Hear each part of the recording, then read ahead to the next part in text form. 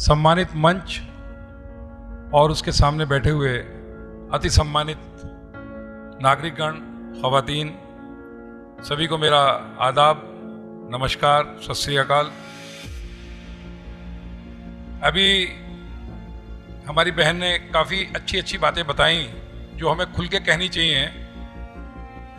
मैं एक चीज़ के लिए मुबारकबाद देना चाहूँगा कि आज जो हम सबको एक साथ बैठकर ये बात करने का मौका मिला है, एक शेर से अपनी बात शुरुआत करूँगा मैं।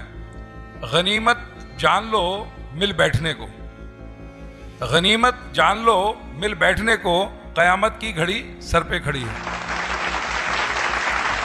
हमें हिंदुस्तान की इस तहजीब को, सभ्यता को तोड़ने की तमाम तरह से कोशिशें की जा रही हैं, क्योंकि आने वाले समय में हिंदुस्तान सबसे बड़ी ताकत होगी। आप बिल्कुल अपने मन में इस बात को दृढ़ कर लीजिए, पक्का कर लीजिए।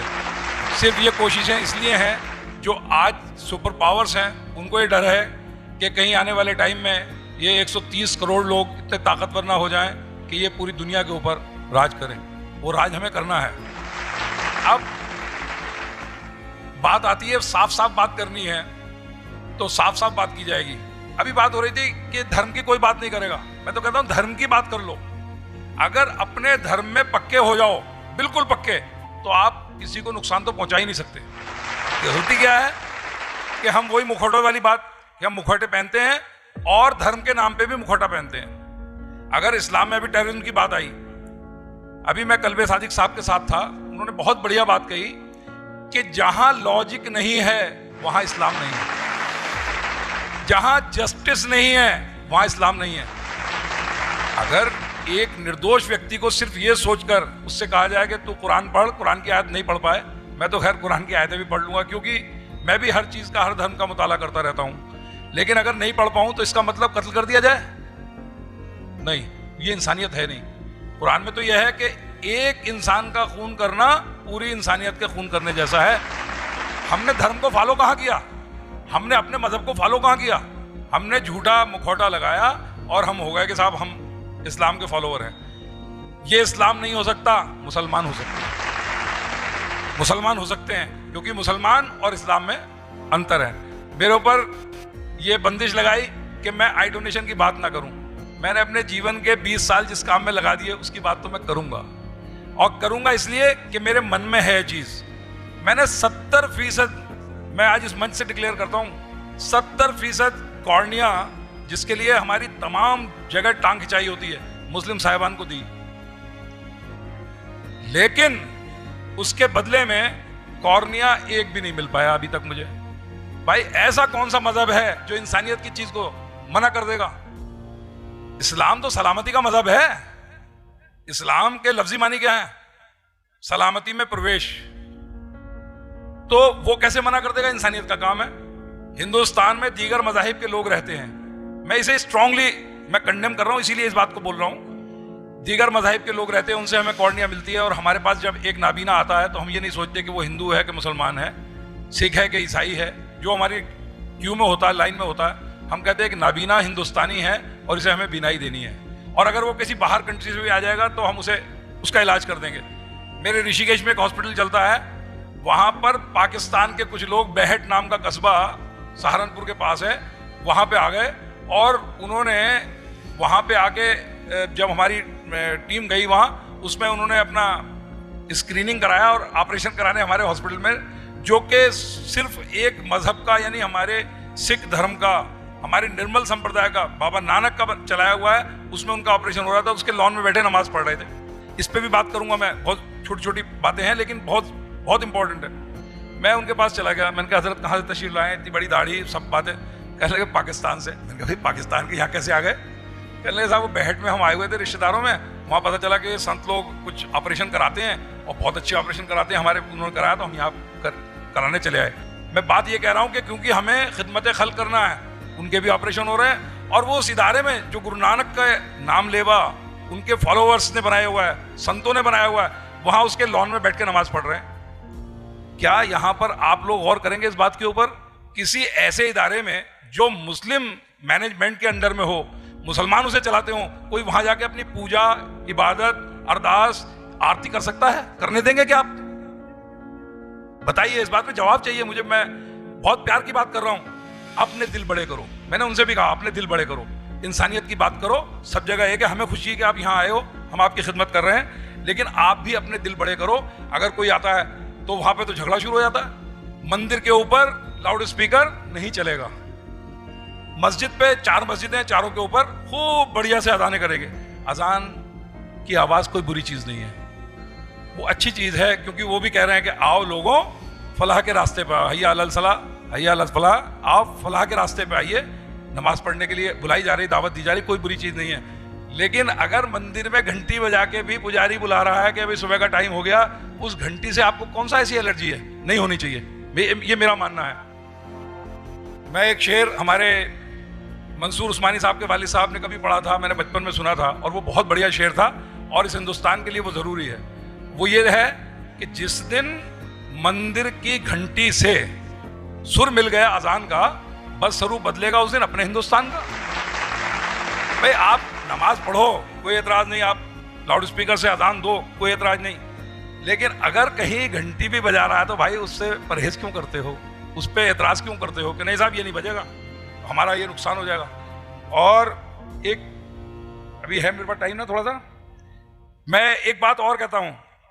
आतंकवाद के ऊपर बात आई। आतंकवाद अगर हो रहा है, अभी ISIS ने किया या कोई भी XYZ करता है, मैं तो ये कहता हूं, मैंने कल भी पोस्ट की है, अगर मेरी फेसबुक पे जाके देखेंगे तो मैंने छत्तीसगढ़ के आतंकवादी हमला लिखा है उसके ऊपर। ये तो बात आज हो रही है ना, लेकिन मैं तो कर चुका उसे पोस्ट। हमने कल उनकी याद में श्रद्धांजलि सभा की थी और कैंडल जलाई थी, लेकिन साथ में आतंकवादी हमला लिखा था उसके ऊपर, क्योंकि आतंकवादी वाकई आतंकवादी होता है।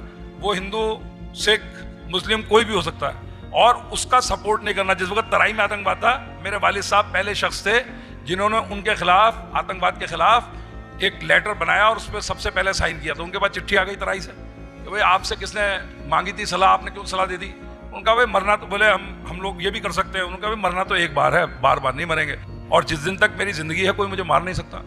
तो अगर कोई बुराई हो रही है तो उसकी मुखालफत सबको करनी चाहिए। बुराई तभी अंत होगी अगर हम उसमें खामोश भी हैं। अगर हम उसमें खामोश है तो ये माना जाएगा कि हमारी मौन सहमति है उसके साथ कि जो हो रहा है अच्छा हो रहा है। नहीं होना चाहिए कहीं भी हो। एक इंसान अगर मरता है तो वो इंसानियत का कत्ल है। मैं आखिरी में एक दो बातें और छोटी छोटी कर दूंगा। सन 1980 मेरी 22-23 साल की उम्र थी और अपने 2 मुस्लिम दोस्तों के साथ उन्हें बचाने के लिए मैंने अपने आप को अरेस्ट कराया। कब? सन 1980 में। आज भी उनसे मेरी वही दोस्ती है। मुझसे इंस्पेक्टर बोला घर जाओ, ये दोस्ती निभाने का टाइम नहीं है। मैंने असली टाइम तो यही है। तो हमें इस बात का ध्यान रखना चाहिए, जब कभी ये माहौल बिगड़ता है अच्छे लोगों को बिल्कुल सामने आना चाहिए और सामने आके उसकी मुखालफत करनी चाहिए। जहां तक हो सके अपने इलाके में किसी भी दूसरे मजहब के आदमी को, यानी वो भारतीय है, हमारा भाई है, उसको कोई नुकसान नहीं पहुंचना चाहिए। लेकिन सन 1984 पे चलिए, अब 4 साल बाद हम 17 मुसलमान मेरे साथ थे, 18वां मैं था और वहां PSC काफी हर्ट थी क्योंकि उनके साथी को गोली मार दी गई थी। एक इंस्पेक्टर का सिर फोड़ दिया था, काफी कुछ हुआ था, एक चौकी में आग भी लगा दी थी। तो हमें हरदली की तरफ ले जाके बोले, ट्रक के अंदर ले गए, बोले सालों को गड्ढे में डालो, आग लगा दो, पेट्रोल छिड़क के आग लगा दो। ये भी हुआ। लेकिन वहां पे बोले सरदार का क्या करें, तो जा ही नहीं रहा घर। मुझसे कहते थे भाई तू घर चला जा, मगर मैं तो ऐसा एविडेंस था वहां। बहरहाल एक आदमी अगर चाहे तो वो बहुत बड़ा रोल प्ले कर सकता है इंसानियत को बचाने के लिए। बस मैं समझता हूँ मेरा समय हो गया। इस समय तो बस छोटी छोटी बातें हैं। और हाँ, हमें जनसंख्या को एक सामाजिक बुराई समझना चाहिए, धर्म से मत जोड़ो। लेकिन अगर हमारे बच्चे कम होंगे, आज जहाँ लिटरेसी है, जिन लोगों के पास शिक्षा है, शिक्षा भी दोनों बातें हैं। आप कुरान की ज़रूर पढ़िए, लेकिन जदीद एजुकेशन, जिसके लिए आपने कभी सर सैयद को भी लोगों ने काफिर कह दिया, अदरवाइज वो यूनिवर्सिटी मुरादाबाद में होती और नहीं होने दी वहाँ, तो उसने भी यही कहा था कि जदीद एजुकेशन के बिना कामयाबी नहीं मिलेगी। तो बस मैं अपनी बात को यहाँ पे समाप्त करूँगा। अब अगली बार जैसे मौका मिलेगा। आप सब हजरात ने मेरी बात को बहुत ध्यान से सुना। अगर कोई बात मेरी ऐसी निकली हो जिससे किसी के दिल में तकलीफ पहुंची हो तो उसके लिए मैं माफ़ी चाहता हूँ। लेकिन आज तो साफ साफ बात करने के लिए हम लोग खड़े हुए हैं। धन्यवाद।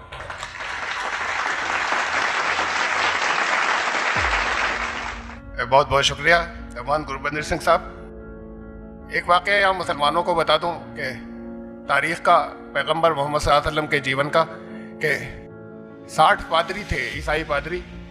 यमन से आए थे, उनसे बात करने। होटल तो होते नहीं थे, मस्जिद में ठहरते थे, गेस्ट थे, मस्जिद में ठहराया गया। उन्होंने पूछा शाम के समय में कि हमें अपना मास, हमें अपनी पूजा करनी है, इबादत करनी है। और कैथोलिक ईसाई थे, कैथोलिक वो मूर्ति पूजक होते हैं। तो उन्होंने कहा हमें अपनी इबादत करनी, कहाँ जाएं?